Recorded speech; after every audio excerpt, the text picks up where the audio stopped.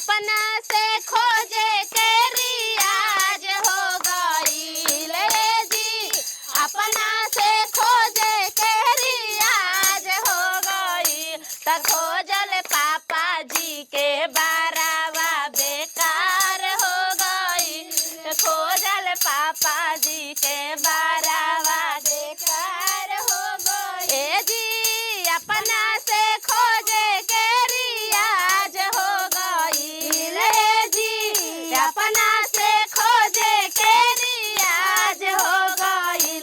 त खोजल मामा जी के बारावा बेकार हो गईल, खोजल मामा जी के बारावा बेकार हो। ए जी अपना से खोजे के रियाज हो गईल जी, अपना से खोजे के रियाज हो गईल।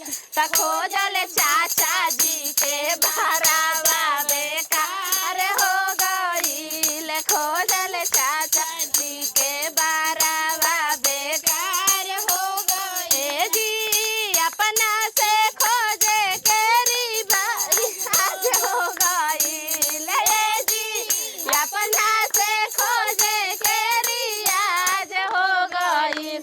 त खोजल मामा जी के बारावा बेकार हो गईल, खोजल मामा जी के बारावा बेकार हो गईल। ए जी अपना से खोजे के रियाज हो गईल जी, अपना से खोजे के रियाज हो गईल।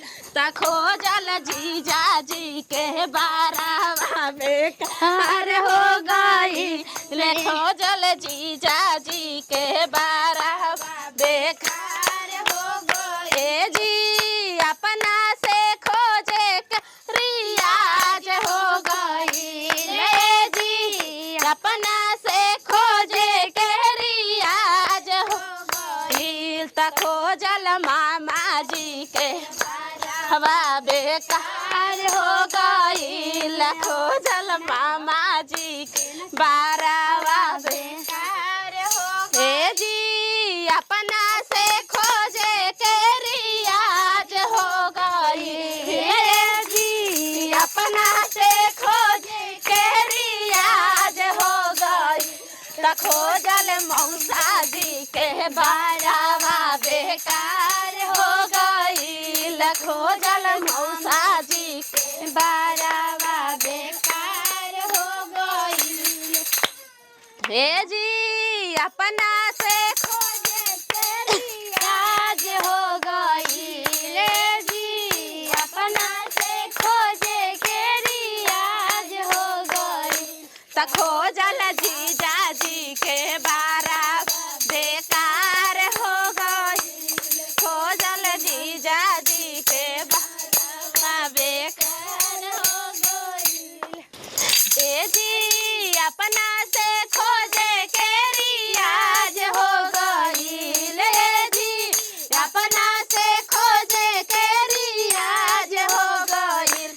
त खोजल मम्मी जी के बारावा बेकार हो गईल, खोजल मम्मी जी के बारावा बेकार हो गईल, खोजल जीजा जी के बारावा बेकार हो गईल, खोजल दीदी लोग के बारावा बेकार हो गईल, खोजल भाभी लोग के बारावा बेकार हो गईल। कहे घर परिवार इज्जत बेकार हो गईल, कहे घर परिवार इज्जत बेकार हो गईल। त खोजल पापा जी के बारावा बेकार हो गईल, खोजल पापा जी के बारावा बेकार हो गईल।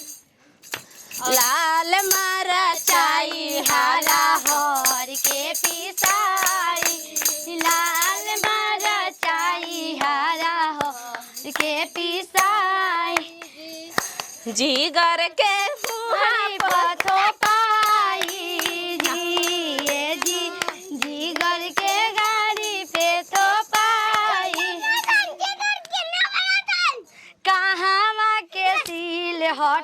कहवा के लोढ़ा हो कहवा के सील हटे कहवा के लोढ़ा हो कहवा के लाल मारा चाई हो या हो कहवा के लाल मारा चाई हो सासाराम के सील हटे राजपुर के लोढ़ा हो सासाराम के सील हटे राजपुर के लोढ़ा मलिया बाग के लाल मारा चाई हो ए हो मलिया बाग के मारा चाई हो गाड़ी पाथो पाही उनकर गाड़ पापराई गाड़ी पाथो पाही उनकर गाड़ पापराई गाड़ पापराई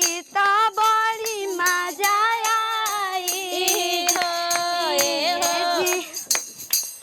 राजपुर के काई में धोई हो ए हो सासाराम के काई में धोई हो ए हो दिनारा में खूबी कुटाई हो ए हो ए कन्या बड़ी बोललू लइका के ठीक बा देवर लगिया त एकरा मतलब का गोदी उठा लेबू तू काहे दीदी हरदम मतलब एही तरह यहाँ के रहे नी बमक जतनी काहे जी खाली मारबे करम ए सब बेटा आई मैं तारा भौजी के लइका होखे के बा छवानी खियै हन अरे 3-4 दिन में का जी दीदी रहू ना ना बेटी काहे के ला जमैले बानी जे एकदम जान इहे के पाक खोले का आई मैं खोलम का जी यहाँ के बड़ी यहाँ के बहुत बदमाश बा पापा ने खन त खिसियाल बा हमारे से बियाह करे के कहत नहीं ना आई बियाह करो तनी हट